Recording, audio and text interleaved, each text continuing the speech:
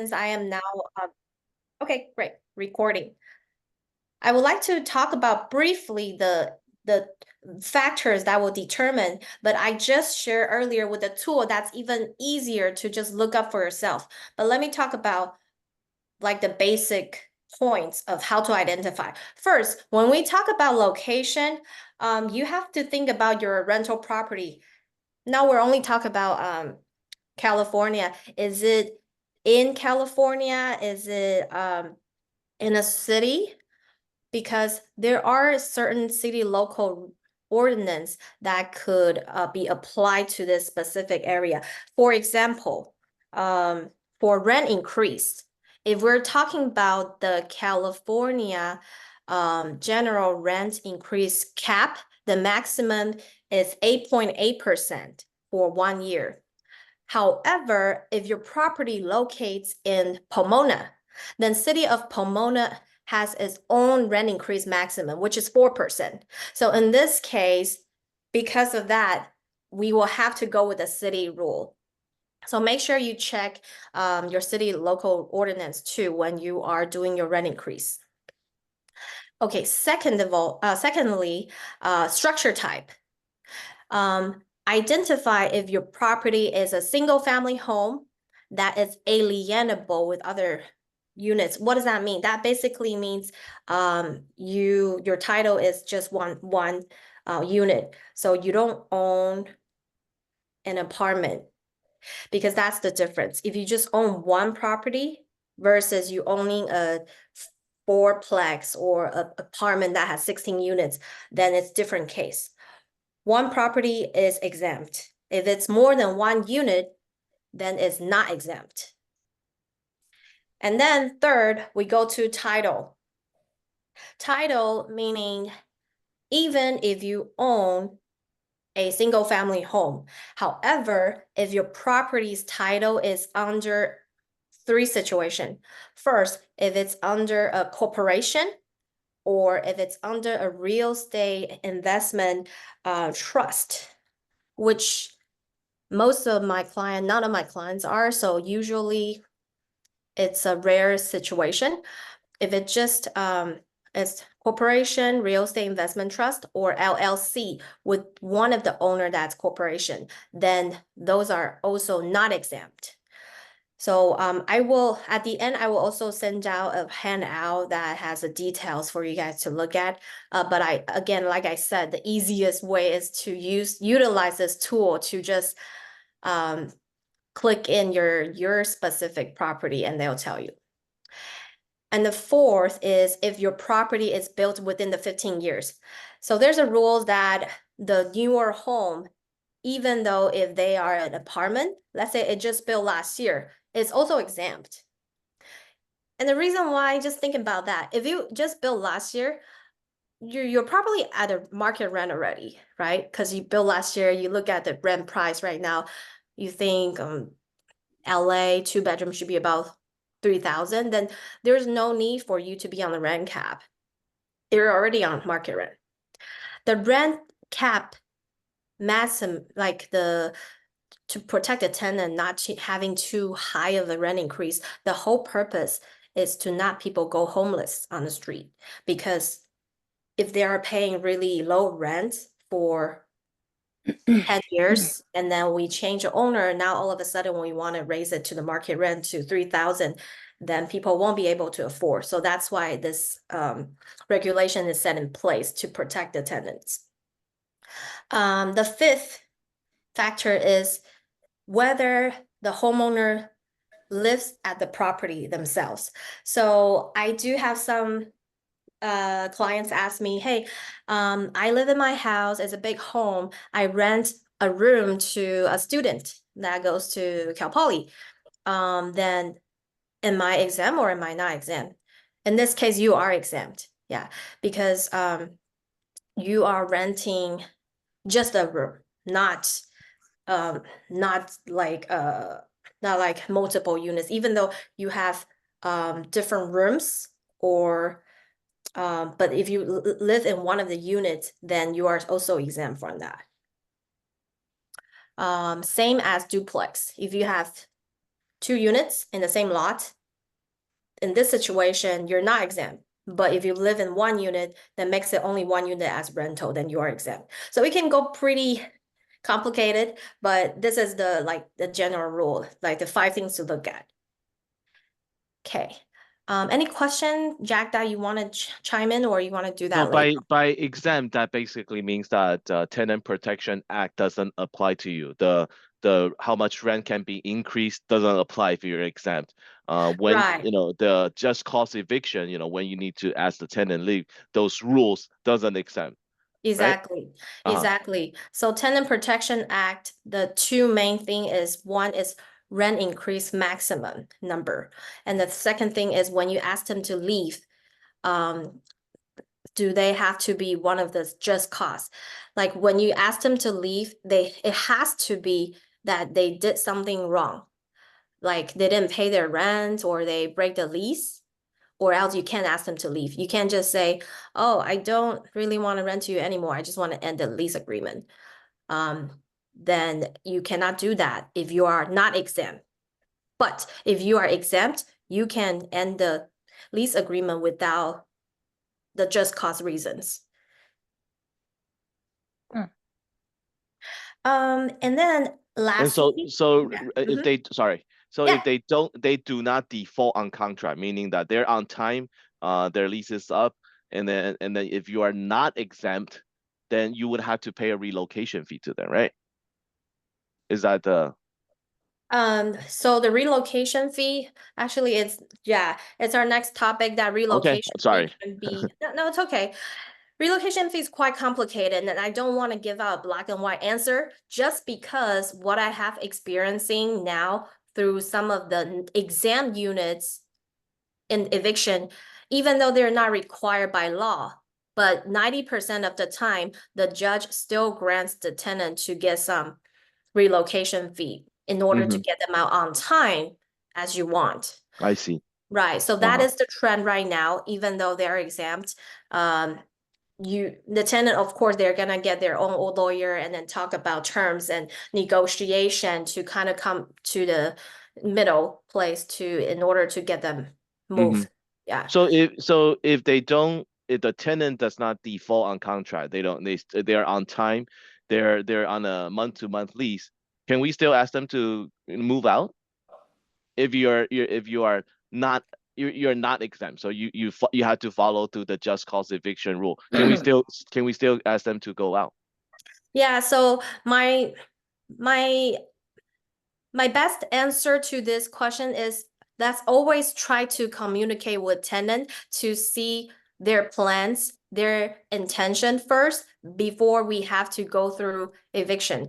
Because there are many times that they don't have to move out. However, some tenants, if they know that you have this plan of taking back the home, they're okay to move out. But once you get to eviction, it means that you give them the notice and they don't cooperate. Hmm. Then you'll have to go check the law whether you are entitled to remove them from the Hmm. property or not. So basically, good communication upfront. Right, If you want right. to move back in, if you want to sell the house, have a communication to see if they are willing to work with you on that. Exactly, exactly. Yeah. The just cause eviction, just like its name, it's eviction. But if anything, you're able to come to an agreement versus with the tenant before eviction has to happen, then that's still possible. I have investors, homeowners wanting to sell the property even before the lease is up. Technically they don't have to follow, but they just kind of negotiate. Sometimes it's good to be nice to say, hey, if I really need to sell the house, something happened, I'm willing to waive the last month's rent. Or you don't have to do that. You can say, I'm willing to give you the deposit first so you can help with your moving. A lot of times, you can actually get to what you want without having the hassle to go to eviction. Yeah, so just a quick answer on that.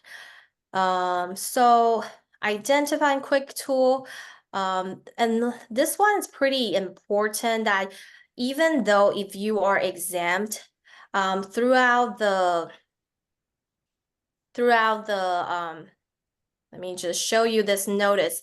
So throughout the experience for the past 2 years, when they're in court evicting a tenant, the judge would actually rule the exemption doesn't work if you have never provided this disclosure to the tenant, even though they are exempt. So make sure if you have tenants now ready and you are exempt, you need to provide this notice so they are aware that this property is exempt.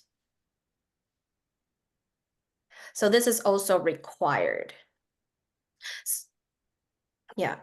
And I'll be able to provide this to the chat box as well. And anyone, you can just search on Google, rent cap and just cause addendum and type in CAR. That is the standard notice that we use.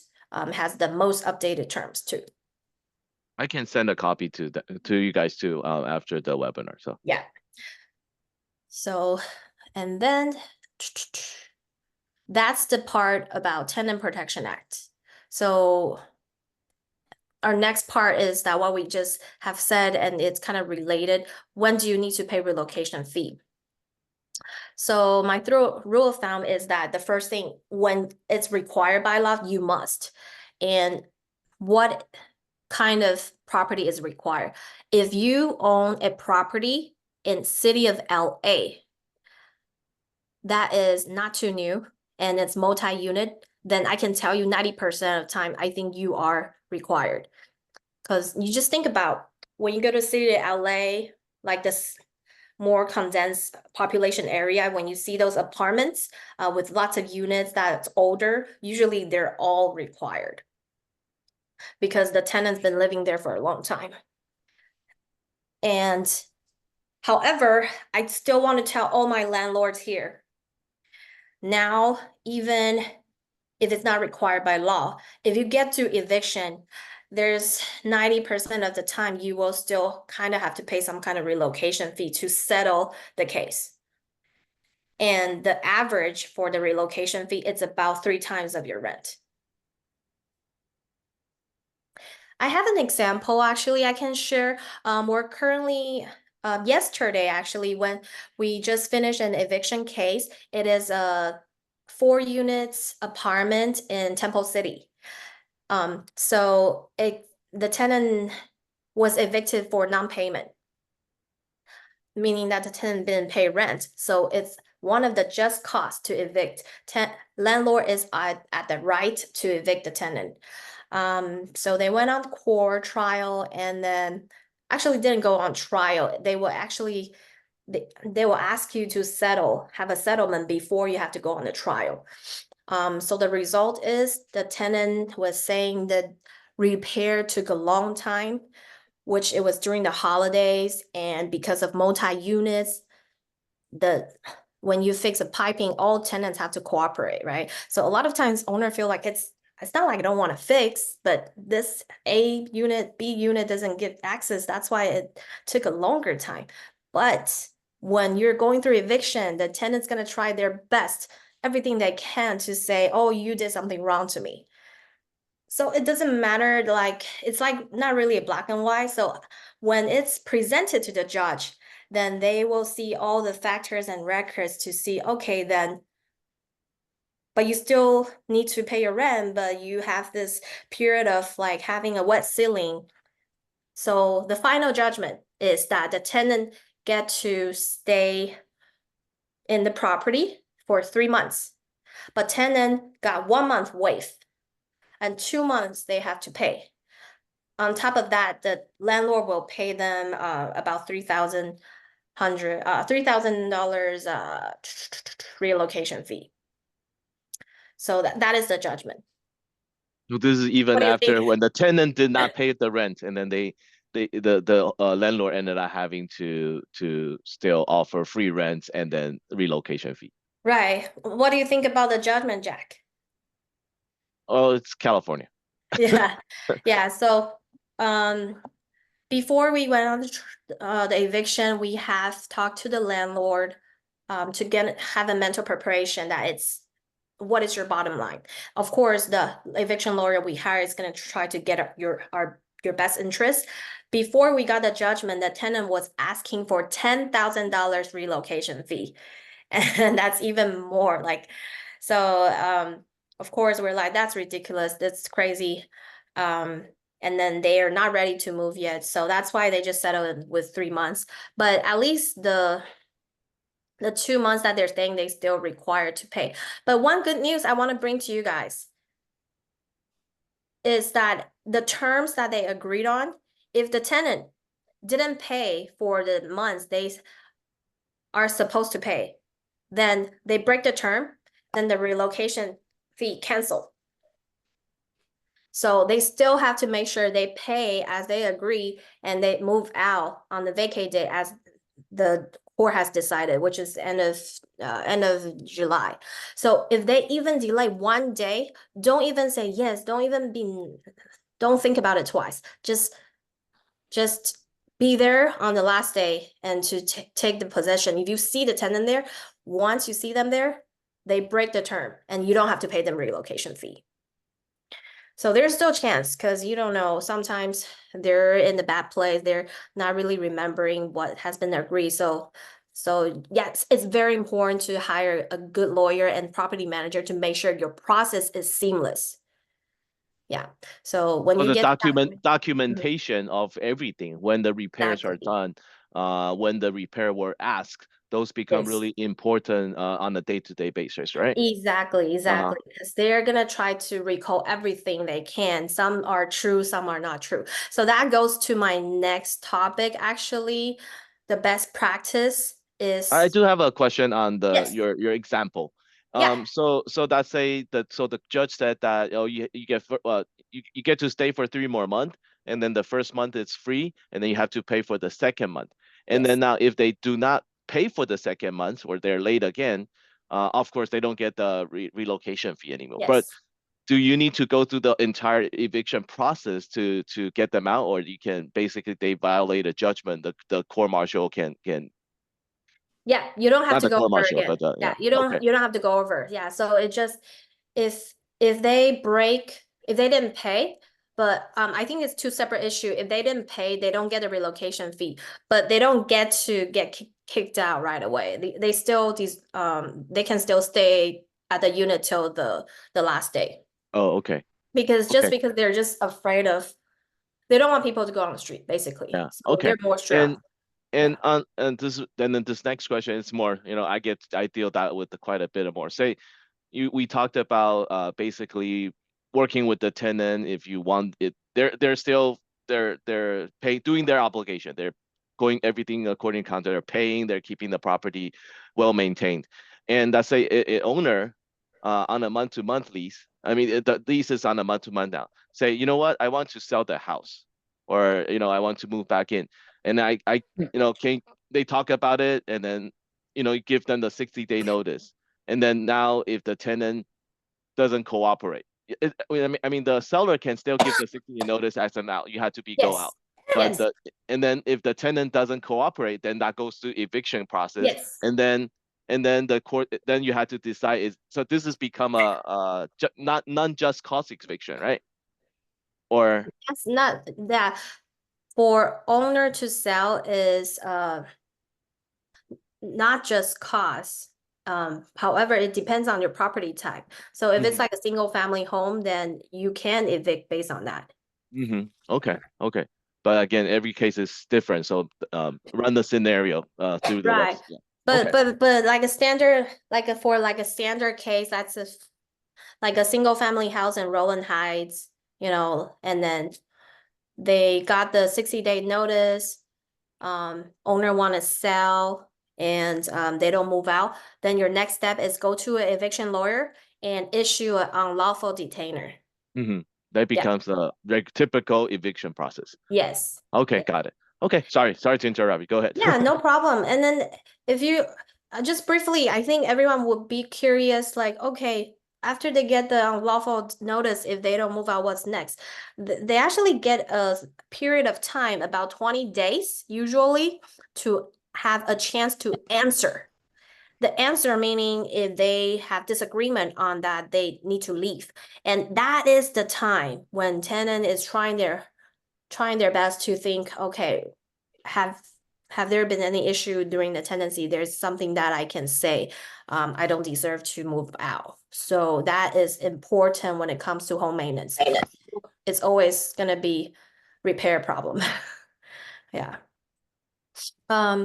So if they do say something, then you have to go on this basically you get a trial day and then you have to prepare information and then on the court day you'll have to come up with a settlement, or if you don't have a settlement then you go on trial to let the judge decide. If they don't answer, then you get to get your possession back. Yeah, so that's the two possibility. Um, yeah, I'll open to question later. I'm pretty sure people are curious about some when it goes to eviction. So relocation fee. Yeah, I just went over that. The next one, I think we can talk about best practice first and then the new update laws at the end.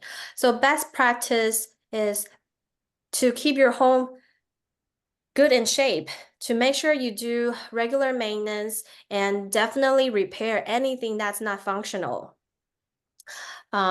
Secondly is to have good communication with tenants and keep records of communication. It's the best to have written records like emails or text messages. Um, Phone calls are good for communicating in a nice way. However, always follow up with the written communication of what has been discussed as a result. Yeah, I know sometimes text or email can come cold. We are, as a management company, we're also sensitive of that.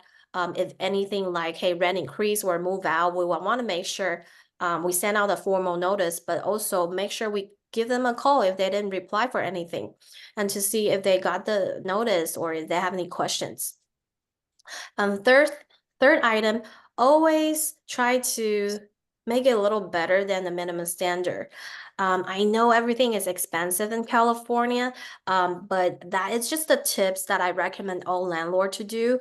Um, if let's say your water heater breaks, they didn't have hot water for like 2 days and then it got fixed.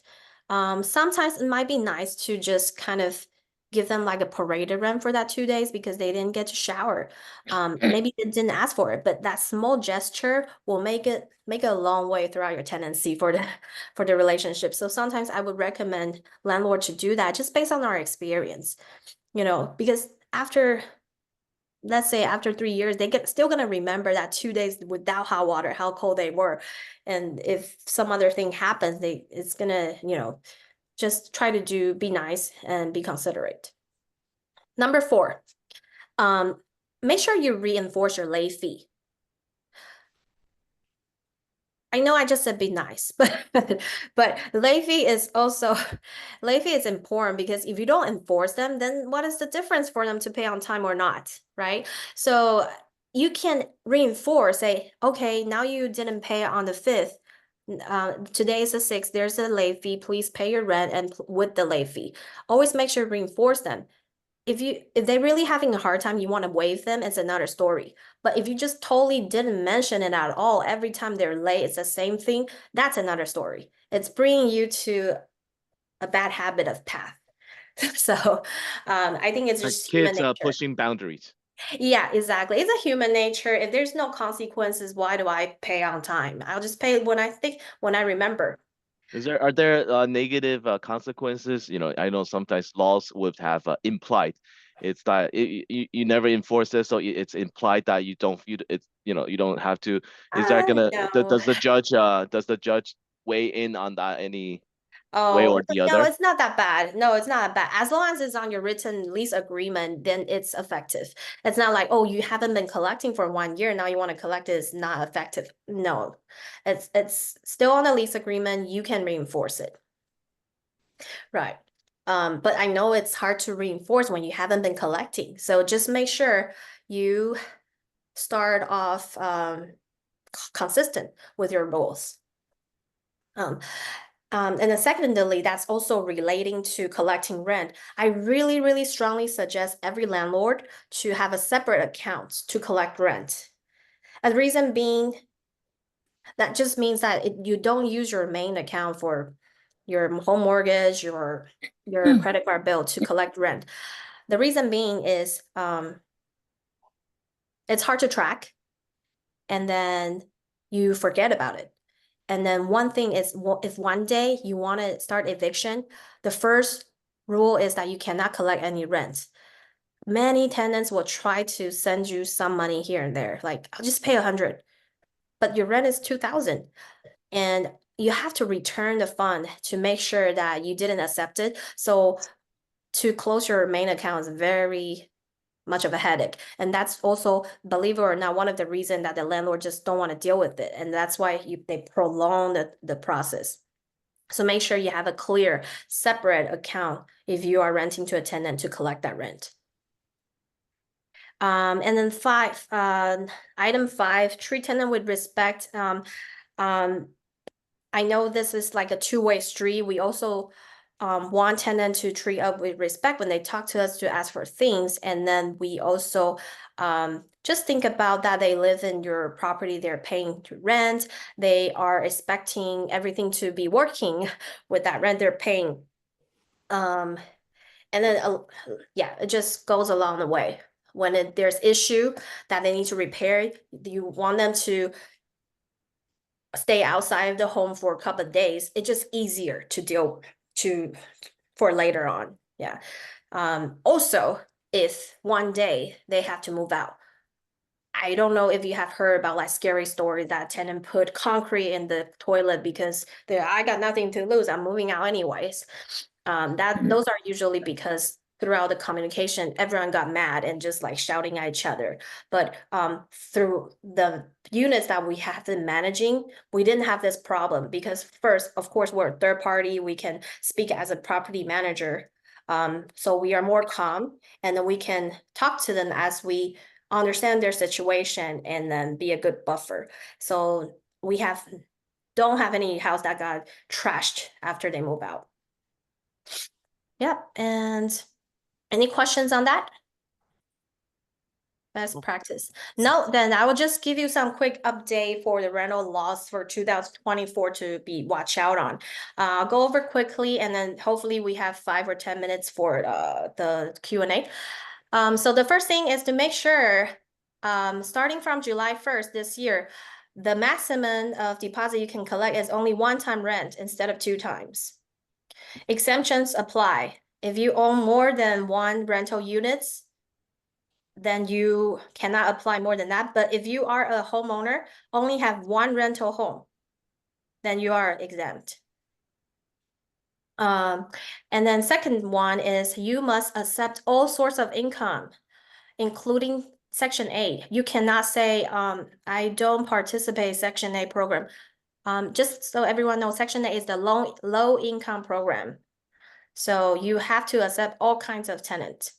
But you can still do a screening if they have bad records, they have bad credit score, anything. It doesn't mean you can reject, but you cannot reject them based on source of income.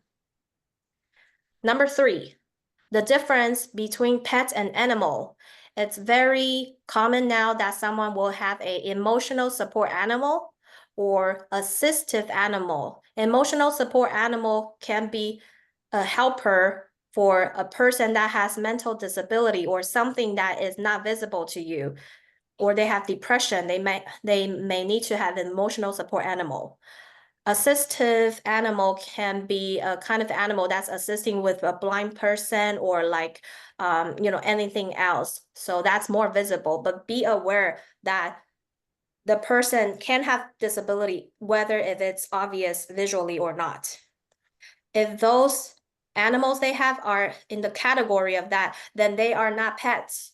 So you cannot collect pet deposit or charge pet fee. Can you Number 4, reject tenant based on having a pet? you can reject tenant based on having a pet if you have a no pet policy. Mm-hmm. But if they have an assistive animal and you have no pet policy, you cannot reject based on that. Can the tenant claim that because emotional support animal that can be a little bit difficult to categorize or identify or you know can can a tenant basically use that as excuse to sue you like Yes, okay so we have to be careful with the pets and yes, animal too. yes, and it's always better to just accept it than trying to prove that they lie. Yeah, I'm just gonna be straightforward. Just don't say anything, just accept it. Yeah. Um, reasonable accommodations. Because imagine there are so many lawyers that's willing to fight this case that can get money for. Okay, so number four, reasonable accommodation. This is also related to disability group. So disability people, if they do have disability, then they have the right to ask for reasonable accommodations. Let's say maybe widening a door or like the door to have some ramps. But the law doesn't have a clear a rule of whether who should pay for it. So tenant can be responsible for the cost, or you can say maybe split between landlord and tenant. But just be mindful of that. If someone has disability, then asking some accommodation to maybe have a small alteration of the home, then please consult legal advice to see what can be done and what's your bottom line. Of course, you can't like remodel the whole house just to accommodate this tenant, but like it goes to check with legal advice. One, two, three, four, five. Five, standard of repair and habitability. Make sure you maintain the same standard as you when you rent out to them. Let's say you have a dishwasher that was working when you rent to them. It doesn't work anymore, and you just say, "Hey, yeah, maybe I don't want to fix it. It's too expensive." Like not everyone needs to use dishwasher. It's not necessary. It's a no. You actually have to. You have to keep it the same function as you when you rent to them because they see it the same value as the rent they're paying. If you really don't want to fix something, you better decide it before you find a tenant. And so you can write in the lease agreement ahead of time. I'm renting this house, dishwasher no function. And they accept it, then you're not responsible to fix it. So it's important to assess your home condition before the tenant move in. Lastly, I do want to Quick remind, question on that, sorry about that. yes, no problem. um so not sure this is what I had done in the past and then not Yes, sure if it's a good practice or not. Can yes. we put something like just to reduce number of calls on some of the cosmetic or wear tear items, light bulb? Can we put something like, oh, any repair under $150, it's a tenant's sole responsibility. Is that legal to put it there, or does it still work? Yes, actually, I have looked into these questions many times that real estate agent or landlords are wondering about. The rule is that the landlord is responsible to maintain anything that's normal wear and tear. So the idea of it under $300 tenant pay is not, it's kind of conflicting, but there are people put on the lease and tenant are happy to cooperate that have no issue. It's just a matter of if your tenant will go to like a tenant advocate to kind of like say this is not legal. Hmm. So it's really on your own discretion to decide. So it But can be serve mhm, as a firewall, just kind of yeah, prevent tenant from calling. But if it gets to the court of law, then that that gets yes, thrown out. That's not exactly. legal. Okay. I will give you a quick example though, because all of my managing units, we don't do that. I explained to landlord, you already paying us management fee, then don't worry about them calling us. We're gonna reject the repair if it's not reasonable. If it's necessary, even though it's 200, then you should fix it. You don't want the tenant to try to save money and just ignore the leak. It could be a small leak, but if it's being ignored, then it becomes a big problem. That's what we see. It could be just a small leak like a toilet valve, but the whole wall becomes moldy, and then that's a big problem. So, yeah, that's the way I see it. And then when you go to a court, let's say you do go to a court, the judge would say, oh, even though you have You can say, oh, I have this policy of $300, they should fix it, so they should fix it. I don't think the court's gonna be aside with you on that. Okay, thank you. Yeah. Lastly, just really quickly, I want to make sure everyone's aware of the insurance environment in California for rental homes. Many insurance company have canceled and left the California market. And still many companies are actively trying to cancel policy. So make sure your insurance is active and you are renewing them. If there's any letter from insurance company, make sure you read them because they could give you a warning of your tree is too high touching the roof, and if you don't take care of it, they'll just cancel it.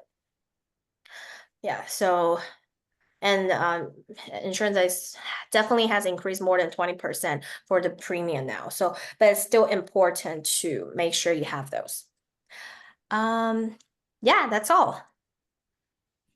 Thank you. Thank you very much. You cover a lot. And yeah, so let's anyone have any question? You can either unmute yourself or you can type in the chat and I can read it out.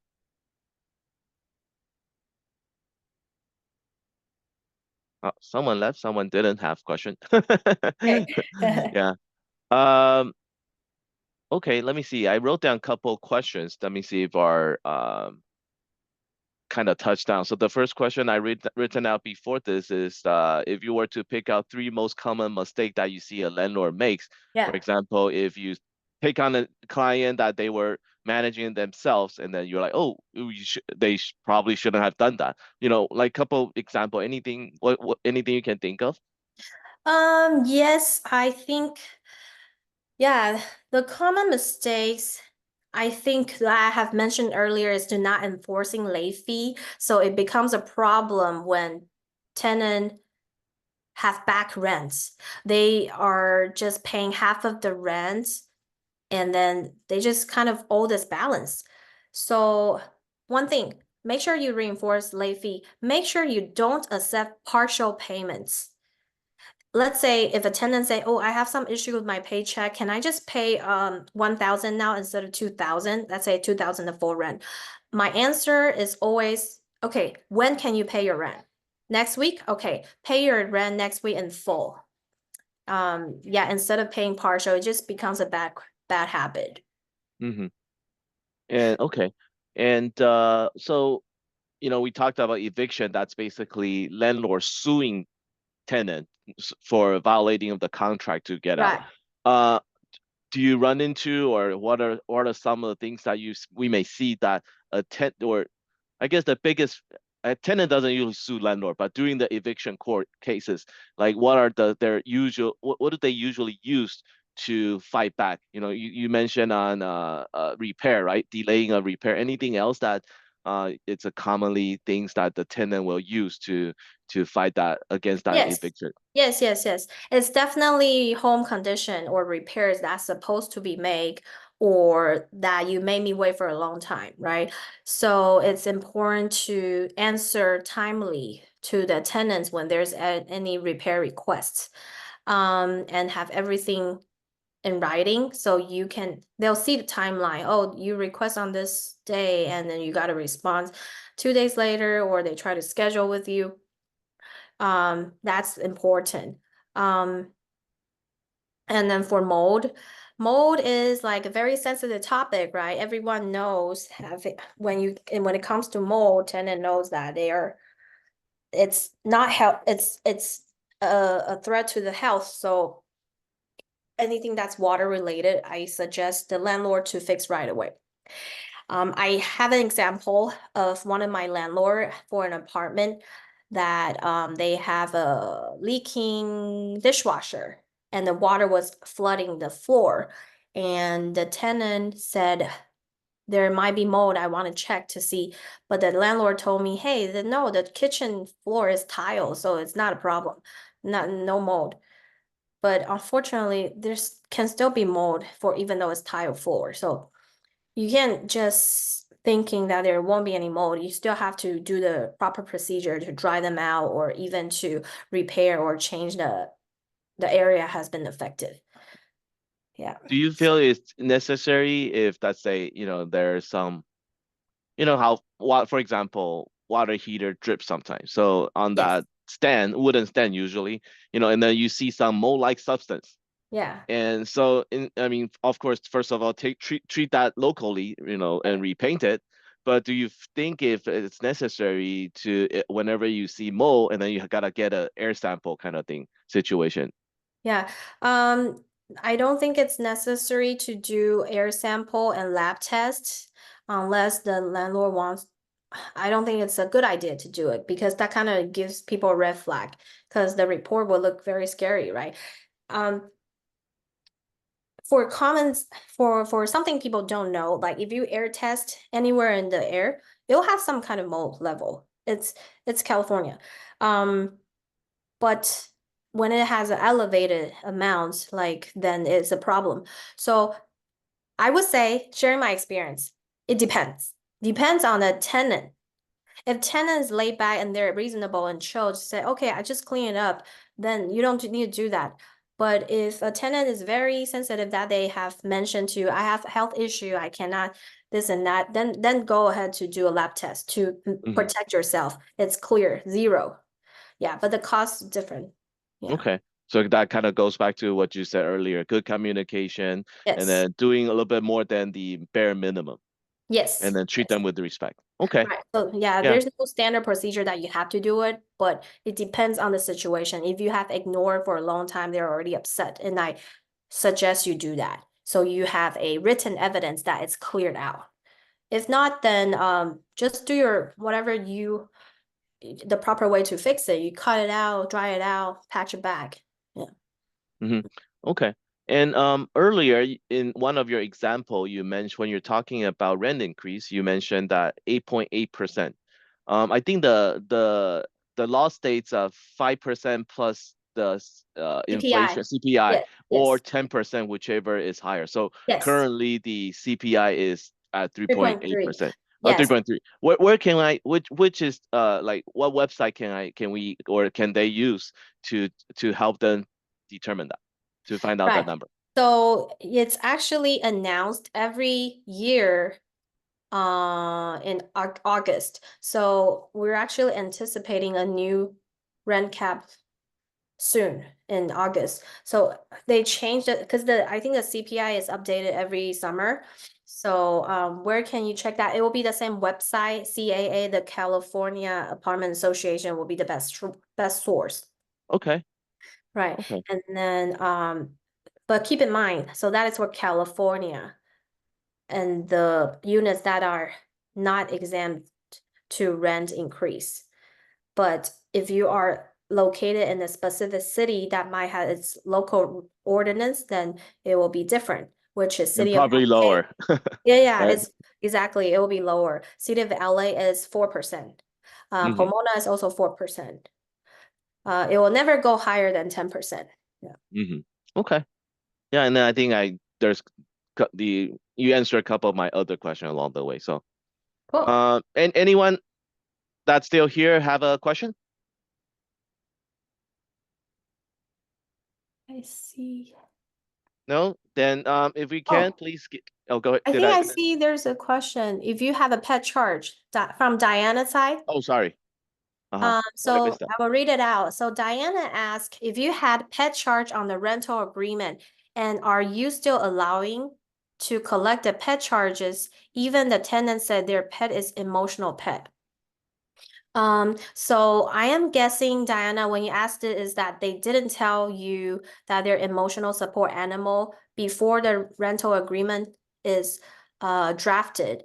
Um, so my best answer is at any time they advise you that their animal is emotional support animal and be aware that when they're emotional support, then they are not pets.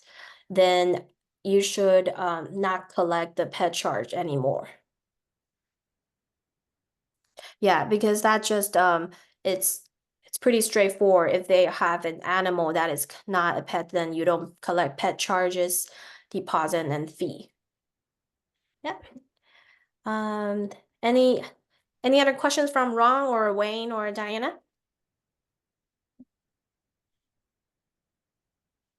Okay. Okay. Well, let's give Yvonne a round of applause. Thank you for her time. Thank you so And then I much. had her information is also in the chat. And if you guys have questions, you can reach out. And if you guys, like I said, if you guys do decide to have someone to help you guys manage instead of dealing with these things, she would love to talk to you guys about that too. And want to thank you guys again for attending this event of mine. I'm trying to do more of these every month or every other month.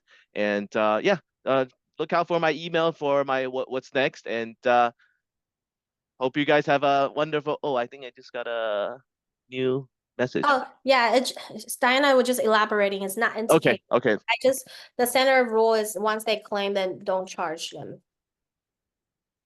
Yeah. Okay. okay. Well, thank you very much again, and you guys all enjoy a wonderful rest of the weekend. I'll see you guys soon. Thank you so much. Thank you, Jack. Bye-bye. Bye.